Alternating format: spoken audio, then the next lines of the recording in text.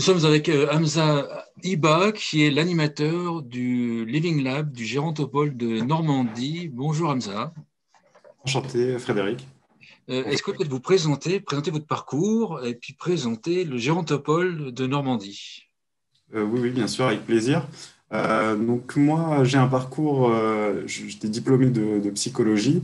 Ensuite, j'ai été embauché au sein du cluster TechSap West pour développer une méthodologie donc dans le cadre de travaux de recherche, dans le cadre d'un doctorat en CIFRE, pour accompagner les différents porteurs de projets de la Silver Economy dans l'amélioration de leurs projets et surtout avec une thématique précise sur l'acceptabilité des gérontechnologies.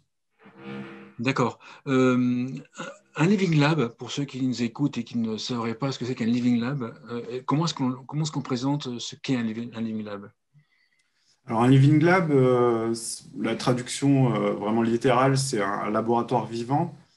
Pourquoi vivant? Parce que, à contrario en fait, des différents laboratoires qui développent des produits, des objets, des innovations donc dans la recherche et développement, là on travaille sur du vivant. On travaille directement avec l'humain, avec les futurs utilisateurs. En co-conception, c'est un peu un gros mot, mais en réalité, c'est vraiment en collaboration avec les futurs utilisateurs pour être au plus proche de leurs besoins, au plus proche de la réalité de l'usage et pas de l'idée qu'on s'en fait, des a priori. D'accord.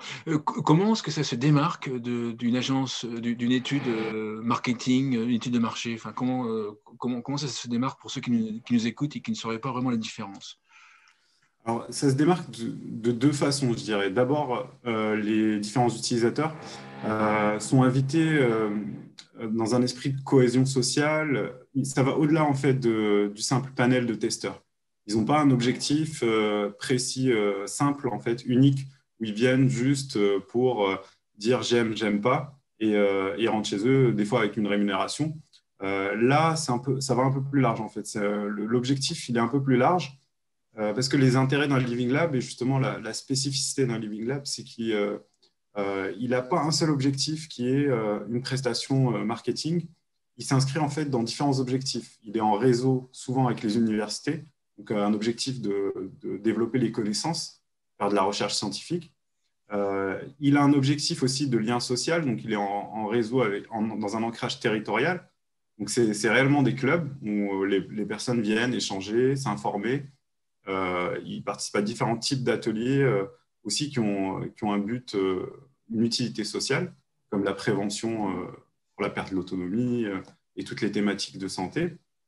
Et enfin, il y a l'objectif qui rejoint là les différentes entreprises de conseil, marketing. Il y a l'objectif de développement des affaires, où là, on développe du business et on rend une prestation, on rend un réel service qui vise en fait l'accessibilité d'un marché.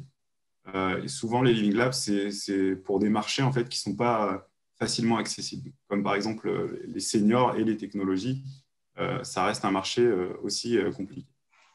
Est-ce qu'on peut donner des exemples de profils d'entreprises qui font appel au service? Qui fait appel à un service de Living Lab ou qui devrait faire appel à un service de Living Lab? Et dans quelles circonstances? À quel moment, en fait? Alors, moi, je vais parler juste de ce que je connais. Je vais parler des entreprises et des porteurs de projets dans la Silver Economy. Donc, qui fait appel au Living Lab, c'est assez large parce que, en fait, notre Living Lab donc, au Gérontopole de Normandie a une spécificité, c'est qu'il travaille sur l'acceptabilité des projets. Donc, qui va faire appel, c'est hyper large en fait. On peut travailler aussi bien sur une entreprise, une start-up qui a une technologie. Et souvent, le plus souvent, c'est au balbutiement, on va dire, de cette technologie. C'est dans les premiers stades de développement, vraiment pour essayer d'enlever tous les freins, pour aussi la confronter à l'usage avant de faire des erreurs. En fait, au lieu de réparer les erreurs et de faire des corrections ultérieures, on confronte tout de suite et puis on part dans le bon sens. Ça peut être un bailleur social qui souhaite développer une offre de service adaptée, qui voit ses locataires de plus en plus âgés et ce qui nécessite en fait une réadaptation en fait, de ces logements. une réadaptation de ces logements. Donc, ça peut être aussi un établissement de santé. Donc, c'est vraiment très large. C'est tout type de porteur de projet. Et puis, vu qu'on travaille pas sur, on travaille vraiment sur les perceptions, on ne travaille pas sur l'objet en lui-même pour l'améliorer, même s'il y a des préconisations. Bah, la méthodologie, le Living Lab, c'est une méthodologie très flexible. Donc, on peut travailler sur un concept, un produit, une technologie ou une communication, en fait. D'accord. Donc, si j'ai une simple idée, en entrepreneur, j'ai une simple idée qui est quand même un petit peu intéressante quand même, est-ce que je peux venir vous voir et vous allez m'aider à développer cette idée, peut-être la changer, l'élaborer et après la suite, l'étudier? Oui, tout à fait. Bah, justement, en fait, on va partir juste du concept, d'une idée. Alors, à proprement dit, en fait, nous, on va pas la développer nous-mêmes avec, par exemple, nos a priori d'experts ou autres. On va la confronter, en fait, à des seniors. On peut la confronter aussi à des professionnels si le but, en fait, pour vous, c'est de vendre votre service ou votre produit à des professionnels. On peut faire une séance qu'avec des professionnels, cibler vraiment les futurs utilisateurs ou les futurs clients. Et puis ensuite, ce qu'on va essayer de faire, c'est créer des scénarios d'usage. On va essayer de déjà voir, en fait, au premier stade, justement, je vous parlais de méthodologie, on a constaté que avant même l'utilisation d'un produit ou d'un service dans la silver economy, les facteurs qui étaient les plus prédictifs de son usage, c'était des facteurs, en fait, des a priori, des perceptions individuelles. Donc, par exemple, la perception d'utilité. Est-ce que les futurs clients trouvent cette idée utile en termes d'avantages relatifs, en termes de facilitation de leur quotidien ou autre, ou de réponse aux besoins? Et est-ce qu'ils la trouvent acceptable socialement? L'image même sociale de cette idée, est-ce qu'elle va leur reflète un certain prestige ou une certaine utilité sociale? Donc, déjà, on va travailler sur ces a priori, ces scénarios, des scénarios d'usage, et puis ensuite, chercher à développer plus en avant un prototype, juste une fonction, la fonction qui paraît la plus utile, voir dans l'usage vraiment, est-ce que c'est facile déjà à utiliser, est-ce que c'est agréable, voir vraiment l'expérience utilisateur, pour ensuite vraiment l'ancrer dans un environnement et dans un système, voir si elle s'y intègre bien et si elle permet vraiment une amélioration en fait. D'accord. On peut avoir des exemples, si ce n'est pas confidentiel, des exemples de projets sur lesquels vous avez travaillé ou vous travaillez? Oui, oui, tout à fait. Bah, j'ai eu la chance en fait de travailler avec deux porteurs de projets, principalement lors de mes travaux de recherche, qui ont accepté, hein, qui ont été vraiment sympas, qui ont accepté aussi de communiquer euh, sur ces travaux. Donc, j'ai travaillé par exemple avec une entreprise qui s'appelle Happy Visio, qui développe une plateforme en fait de visioconférence et d'ateliers pour seniors, d'ailleurs qui est en train de vraiment beaucoup, beaucoup faire ses preuves en ce moment avec le confinement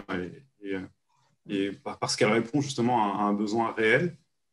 Et une autre entreprise aussi qui développait un produit là de télémonitoring qui permet de suivre ses données de santé.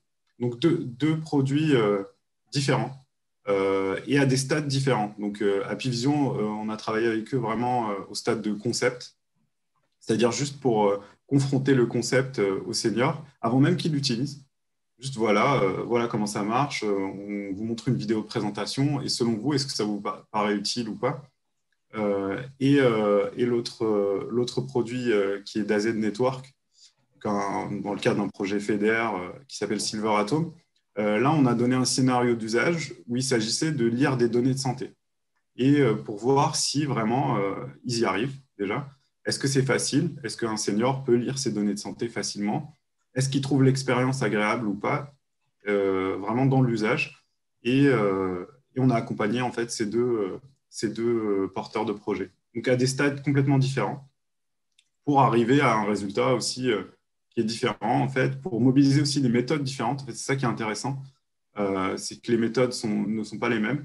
Par exemple, lorsqu'on travaille sur l'usage, là, on va travailler sur des critères ergonomiques, réellement, de guidage, l'aide simplifiée, où est-ce qu'il faut cliquer, la taille des caractères.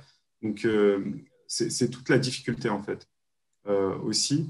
Et tout l'intérêt d'un Living Lab, c'est de mobiliser aussi des fois, parce que je n'ai pas toutes les compétences aussi, c'est qu'on va aller mobiliser, identifier le professionnel qui va pouvoir travailler sur le facteur prédictif qu'on a identifié, donc le facteur qui permet de prédire l'intention d'usage. Et là, on va travailler à ce moment-là, dans ce stade de développement, pour améliorer la technologie, mais sur une seule dimension, en fait, qui va être stratégique à ce moment-là. D'accord. L'autre projet, donc là, on parle d'Apivisio, si j'ai tout suivi. Oui. Je vais parler un peu des deux. Ouais, ah, allez, pardon, j'étais en train de mélanger les deux projets. Donc, il y a Apivisio d'un côté et après, il y a l'autre projet également, d'accord.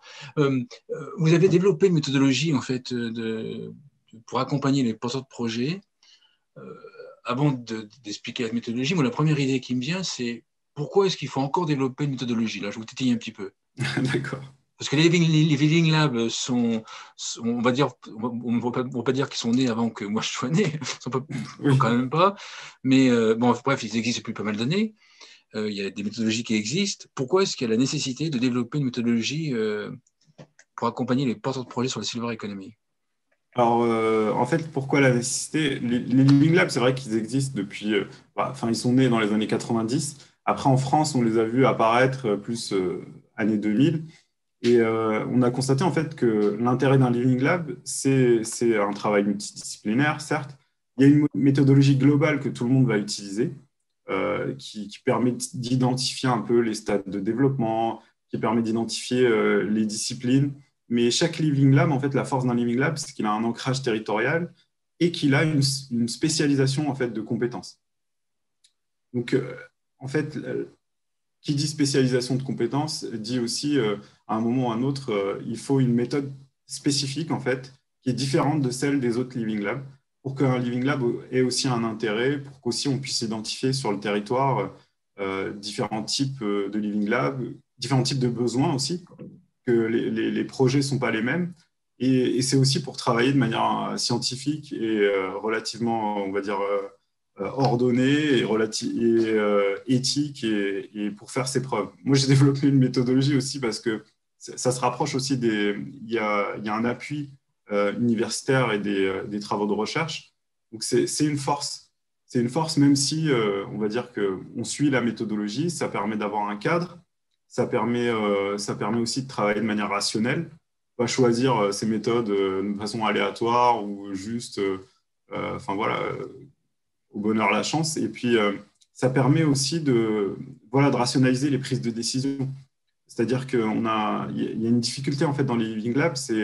En tout cas, moi, je vais parler juste de la Silver Economy et de mon cas, parce que peut-être dans d'autres cas, il n'y aurait pas besoin de faire de la même manière. Mais les porteurs de projets sont différents. Les projets sont différents, les produits sont différents. Donc, il y a vraiment une difficulté. Il faut mettre tout ça à plat. Et à un moment, on ne peut pas faire une étude, une préparation très longue qui demande énormément de ressources pour s'adapter à chaque fois à chaque demande. Donc, il a fallu faire ce travail vraiment de dire comment je procède à chaque fois que j'ai une demande. Même si elle est différente, quel choix je vais faire. Il faut des outils qui soient suffisamment flexibles, génériques, pour pouvoir s'adapter à différentes demandes. D'où l'intérêt, justement, c'est vraiment pour dépasser ces contraintes que la méthodologie, en fait, elle existait. Elle a été... Et alors donc, qu'est-ce qu'elle a de spécifique, cette méthodologie, par rapport à notre Living Lab? Ce qu'elle a de spécifique, c'est que déjà, en fait, son inscription déjà dans le champ disciplinaire, c'est... moi, je suis de formation, voilà, je suis psychologue. A priori, un psychologue n'est pas censé intervenir sur une technologie. C'est juste si on y pense, on intervient sur l'humain, on discute, on essaie de dénouer les différents processus d'acceptation ou de refus, de changement. Et aujourd'hui, en fait, les porteurs de...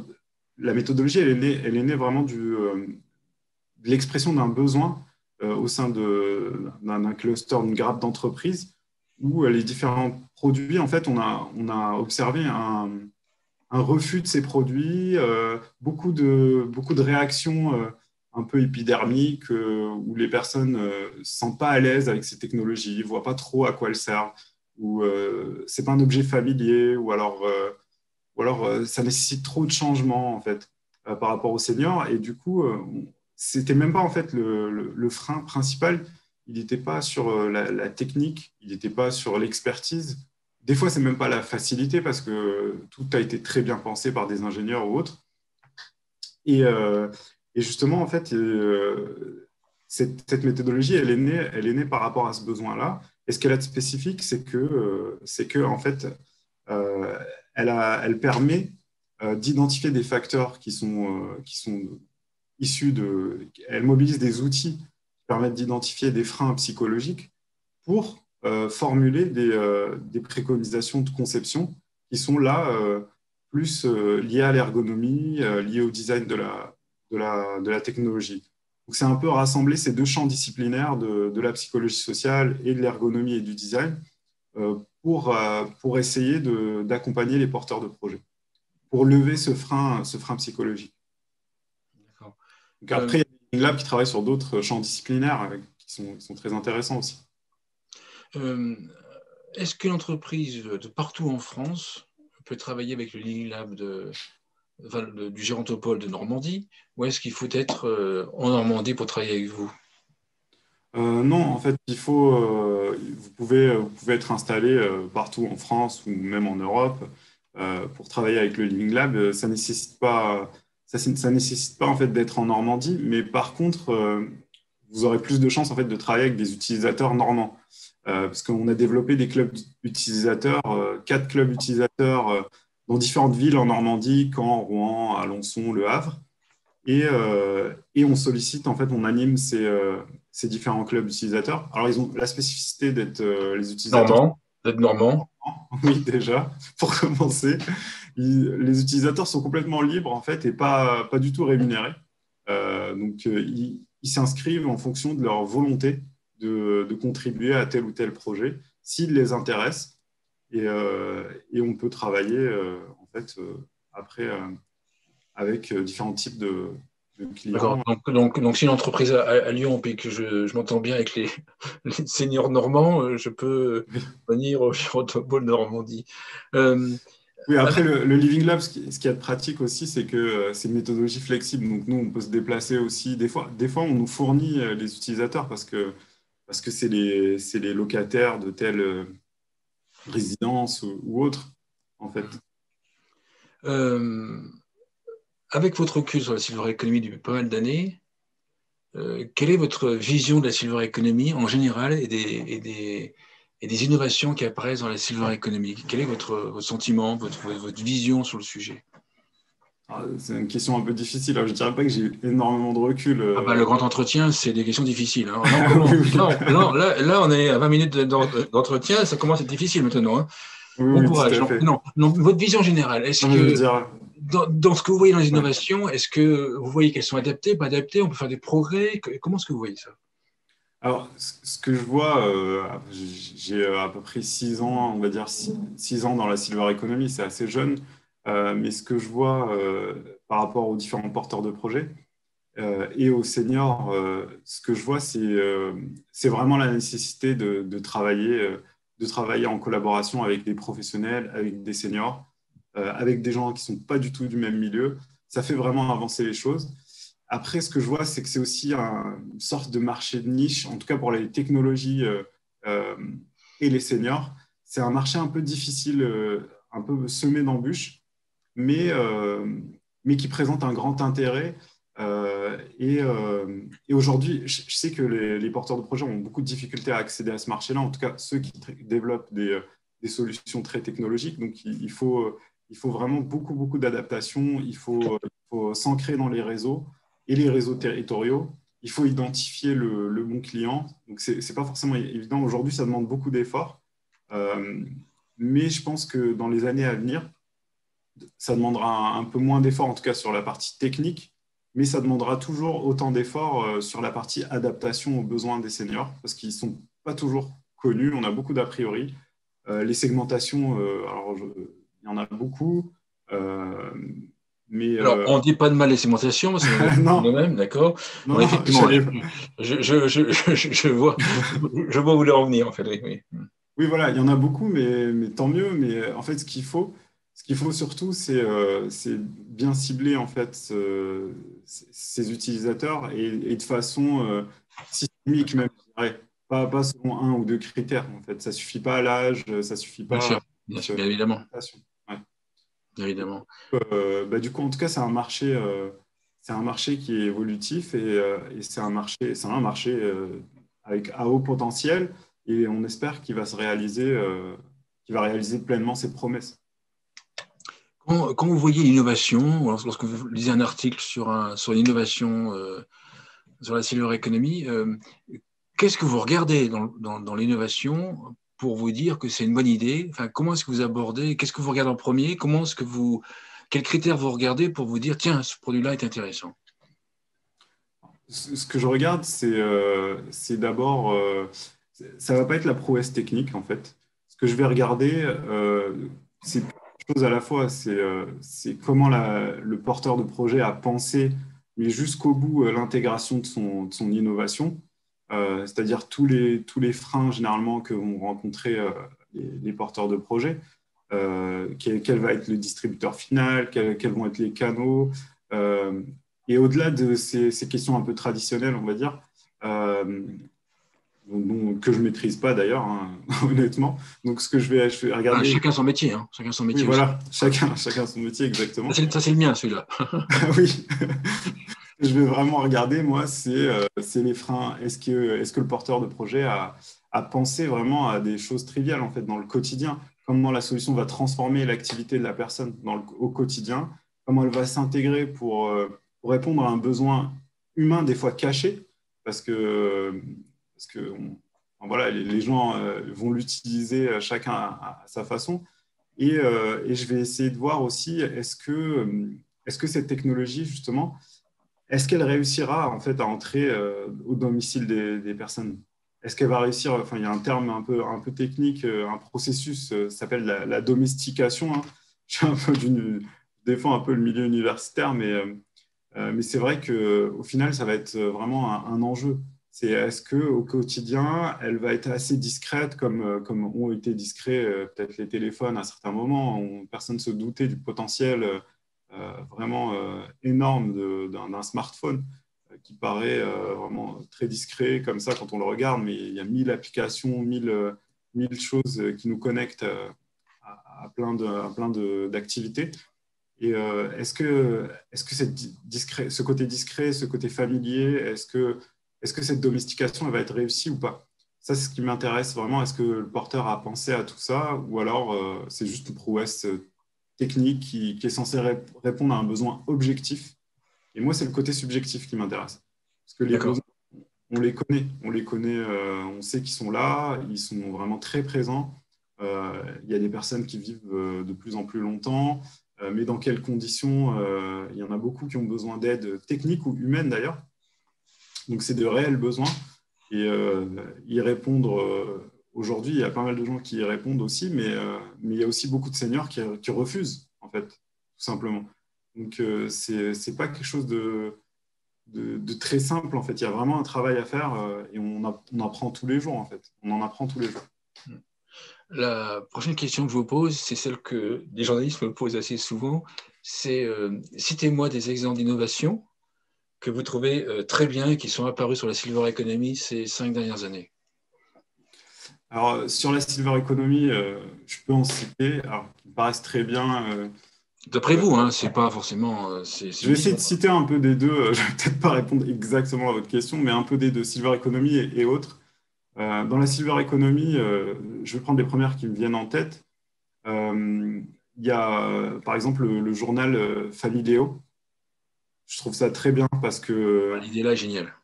parce que voilà, l'idée, en fait, on épouse les habitudes des gens. On ne vient pas à l'encontre, on ne vient pas vraiment en diffraction avec ce qu'ils font d'habitude. Voilà, mamie aime lire le journal, elle continue à lire le journal, mais par contre, c'est un journal adapté et l'usage du smartphone, il est pour les jeunes. Et elle reçoit vraiment l'avantage, en fait, le bienfait, les photos, les nouvelles de toute sa famille. Je trouve ça super. Dans la même veine, Family Link aussi a pensé un peu la même chose avec un cadre photo où l'usage, en fait, il est complètement délégué. Ça, j'aime beaucoup ça. Où l'apprentissage, en fait, il n'est pas nécessaire. L'apprentissage de la technologie, mais par contre, on profite de ses avantages. Usage délégué, ça veut dire pour vous qu'il n'y a pas besoin d'apprentissage.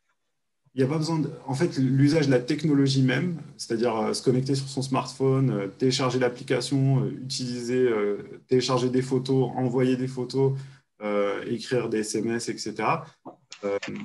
Il n'y a pas besoin, en fait, pour la personne âgée. Elle profite des photos, elle les reçoit chez elle, elle reçoit des messages, elle peut téléphoner pour en parler, pour répondre aux messages, mais elle n'a pas besoin d'utiliser la technologie. C'est les proches qui l'utilisent. Et ça, j'aime beaucoup ça. Il y a aussi une entreprise normande, hein, je peux le dire, qui a développé un produit aussi qui se greffe sur des télévisions. Et je trouve ça super pour faire de la télémédecine, pour envoyer des messages, pour recevoir des photos. Il n'y a pas besoin, en fait, d'apprendre quelque chose de nouveau. Aujourd'hui, j'anime des ateliers avec des seniors où je leur fais tester des produits où ils ont besoin d'allumer un ordinateur, ils ont besoin de télécharger ou de savoir utiliser tel navigateur, de le configurer. Des fois, c'est des petites choses bêtes. C'est juste ouvrir son micro, ouvrir sa caméra, autoriser le navigateur. Des fois, ils ont peur. Autorisez-vous le navigateur à utiliser tel ou tel logiciel. En fait, ils ont peur de tout dérégler. Et ça représente beaucoup de freins aujourd'hui. Bon, peut-être dans 20 ans, ce ne sera plus.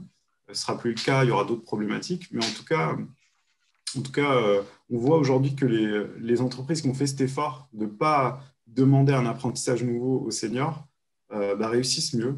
Important, ça. Hyper important. Ouais. Et aussi, j'aime beaucoup aussi, alors c'est peut-être pas des entreprises qui ont eu du succès encore, parce que ce n'est pas encore sur le marché, mais je trouve les concepts super. Il y a une entreprise qui développe un assistant vocal. Donc, le côté assistant vocal, il est vraiment super pour des seniors qui ont des limitations visuelles, peut-être pas auditives, parce que c'est un peu plus compliqué, mais au moins visuelles ou motrices. Donc, il suffit de parler pour avoir une information ou pour avoir un service. Et ils essaient de le développer qu'avec des commerces locaux.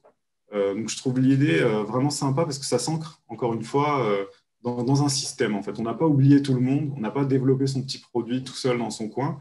Il y a des partenariats, c'est bien pensé. Après, on verra dans la réalisation ce que ça va donner. Mais c'est des produits que j'aime beaucoup. Et je vais peut-être finir par en citer un qui n'est pas du tout dans la silver economy, mais qui fonctionne sur le même principe. C'est un coffre en bois, mais énorme. Alors, d'habitude, les technologies sont dans la miniaturisation et vraiment sont de plus en plus discrètes et petites, comme les objets connectés. Mais là, c'est carrément un coffre en bois énorme. Il y a une imprimante dedans.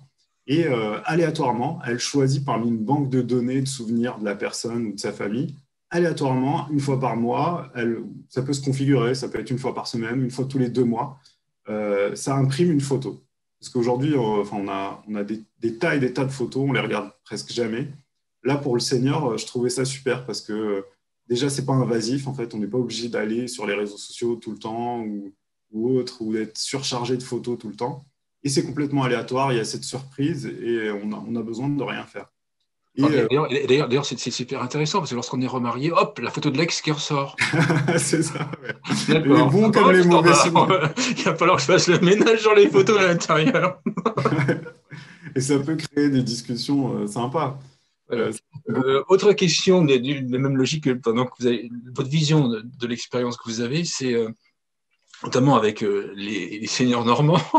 Est-ce que quels sont les besoins ou les envies ou les grandes directions de besoins et d'envie des seniors, qu'est-ce qu'ils réclament, de quoi ils ont envie, de quoi ils ont besoin et qui ne sont pas encore vraiment remplis? Est-ce que vous avez des idées sur cet axe-là?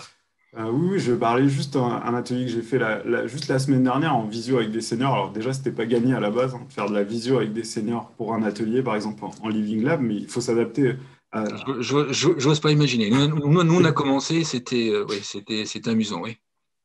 Alors, des fois, ça marche, des fois, ça ne marche pas, mais en tout cas, ce qu'ils ont vraiment souligné, et je trouve ça vraiment, c'est vrai que des fois, l'évidence même, on l'oublie, alors qu'on voit des choses très compliquées. Il y a beaucoup de gens qui développent des produits. Mais pour eux, ne serait-ce que donner la base, en fait, fournir le cours d'informatique à la base qui va permettre de mieux apprendre, de mieux utiliser, pour eux, aujourd'hui, ils ont du mal à le trouver. Un cours d'informatique adapté aux seniors. C'est un besoin mais énorme aujourd'hui. Alors, tout se dématérialise, les impôts et autres. Il y a quelques médiathèques, bibliothèques qui fournissent, par exemple, ce service. Il y a énormément de gens qui sont dans la silver economy, qui veulent absolument, qui défendent les technologies, qui défendent l'innovation, mais des fois, on oublie un peu la base. Il faudrait peut-être aller à la base et le cours d'informatique basique doit être présent un peu partout dans les villes et adapté aux seniors. Peut-être un peu plus. Aujourd'hui, il existe et c'est vrai qu'on ne peut pas demander en fait, à quelqu'un d'aimer la technologie sans vraiment l'accompagner jusqu'au bout en fait, et partir même de la base. Je pense, je vais donner un exemple un peu différent, mais qui est dans la même optique. Google, par exemple, a ouvert les ateliers numériques à Rennes, en France, alors qu'il n'y en a quasiment pas dans plein d'autres pays. Il y en a que, je crois qu'il y en a très peu. Il y en a un à New York, il y en a un justement à Rennes, et il y en a d'autres dans vraiment très peu de pays. Et pourquoi? Parce que justement, il disait qu'en France, il y avait un retard, mais énorme sur justement le côté technophile, le côté compétences informatiques. Et pour eux, faire un peu de l'acculturation, faire de la vulgarisation, c'était super important. Sans même donner des cours, en fait, ils donnent des cours gratuits sur plein de sujets, avec plein d'ateliers, sans même parler de Google à un moment ou à un autre. Mais je trouve que l'idée, elle est super. Parce que, donc oui, donc c'est des besoins, c'est des solutions pour apprendre des usages.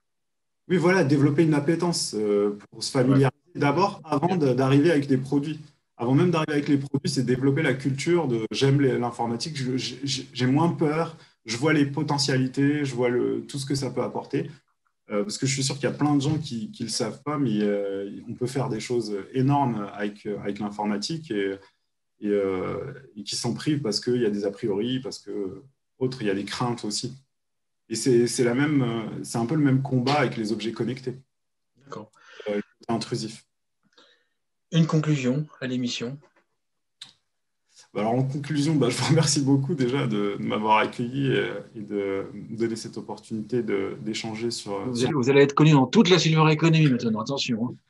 Non, mais j'en demande pas autant, mais en tout cas, je vous remercie beaucoup. Et puis, j'invite vraiment, en conclusion, j'invite tous les porteurs de projets dans la silver economy à ne pas penser à la place des seniors, à vraiment essayer de confronter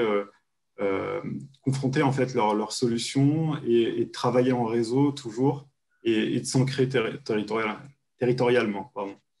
Super, ça marche. Puis après, vous aurez le choix entre habiter à Caen ou à Rouen. Il faudra choisir. Bon. Oui, c'est ça. Merci Hamza Iba. Je rappelle que vous êtes animateur du Living Lab du Gérontopole de Normandie. Merci beaucoup.